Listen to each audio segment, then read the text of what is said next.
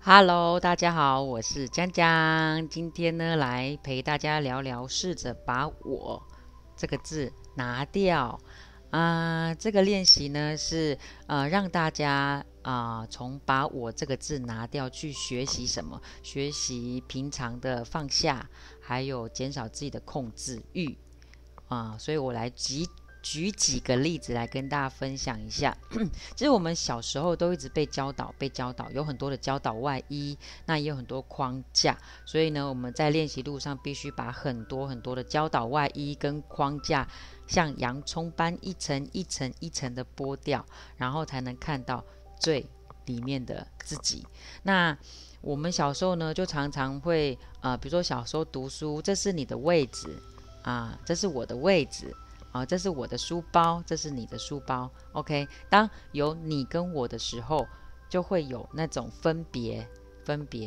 那今天不是要讲分别，而是要讲当这个东西是你的时候，比如说是我的书包，这是我书包，可是我同学如果背起我书包的时候，你会有什么样的反应？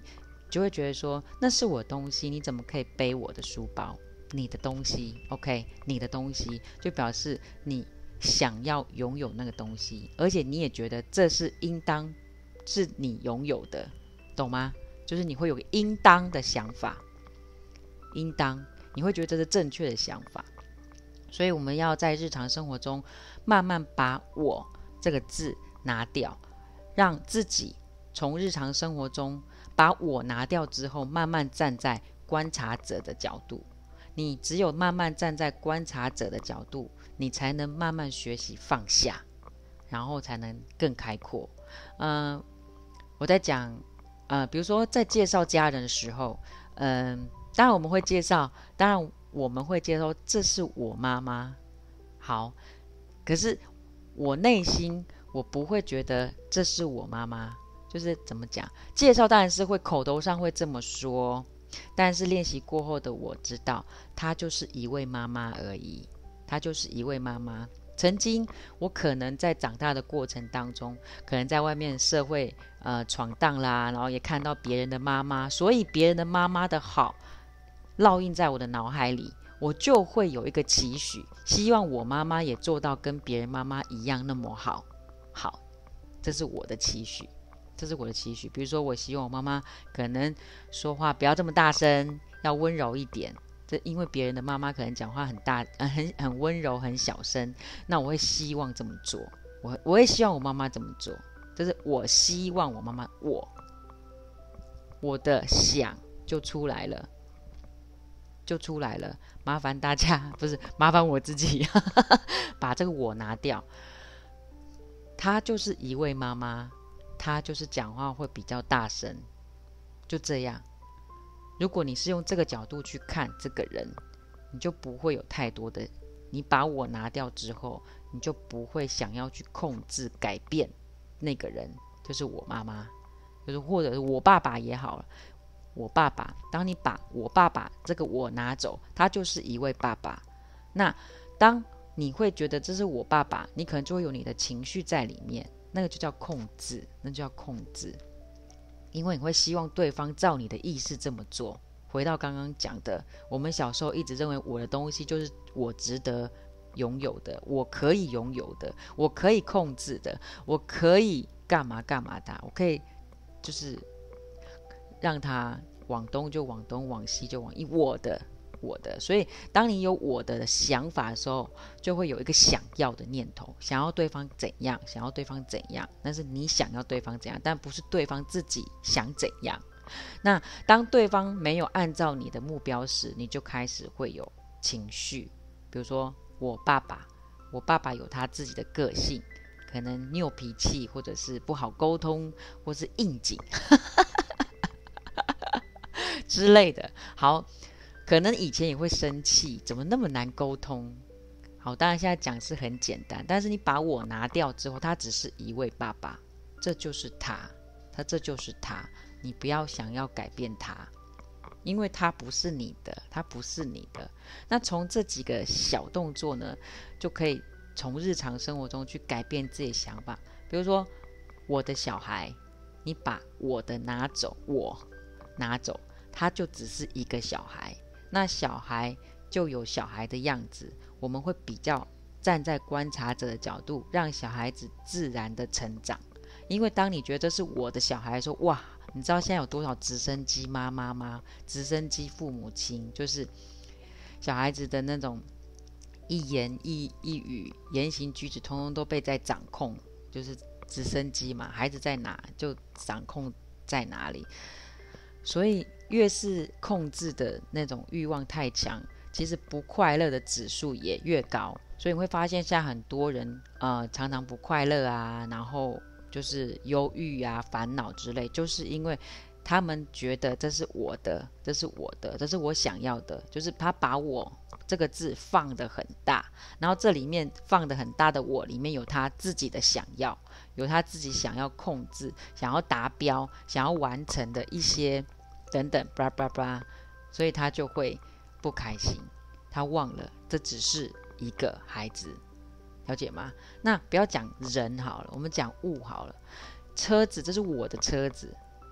当你会觉得这是我的车子的时候，你就会觉得他应该要留在我身边，或是你就会觉得很紧密的关系。但如果你把它看成它只是车子，它只是车子而已，你就不会有太多的情绪，就不会想要拥有的情绪。它只是车子。好，这只是练习。这个在练习路上是练习放下，也练习看淡。当你站在观察者的角度，就不会入戏这么深。那也就是说，当你不会入戏这么深的时候，你的快乐指数才会增加。那就好像之前，我翻群好了，讲翻群好了。如果很多不要讲很多，讲一般地球人，如果自己的群被翻了，可能他会觉得说，我点滴经营的一个群就这样被翻了，他的情绪一定是很大的波动。为什么？因为他会觉得是我的群，我的群，我的群。那练习过后的我呢？为什么没有这样的情绪，没有那么暴躁或是生气的情绪，反而还会觉得好酷哦，就是想法不一样了嘛。不是我的群这不是我的群，这个群也不过是从空的一个虚空来的一个群。然后呢，我们在这里面过得像家人一样的日子，就是可能平常聊天都在，也不是聊天，其实也还好，没有太多聊天。我觉得我们群里面的家人都还蛮 sense 还蛮高的。比较不会争吵啊、争斗之类的，大部分分享都是正能量的一些观念啊。好，就是我觉得它是从虚空来，它不是我的群。那我们只是在这个空间虚拟的空间里面，我们在这个一的群里面，互相取暖。然后呢，有一天就被翻群了。被翻群之后，我就认识了翻群这个字，因为我站在观察者的角度，我也不觉得那个群是我的。好，那就会觉得很酷、很新鲜啊。然后马上就会成立了另外一个群，然后看着前面的群消失无踪，然后换为泡影。对，那就不会是觉得那是我的。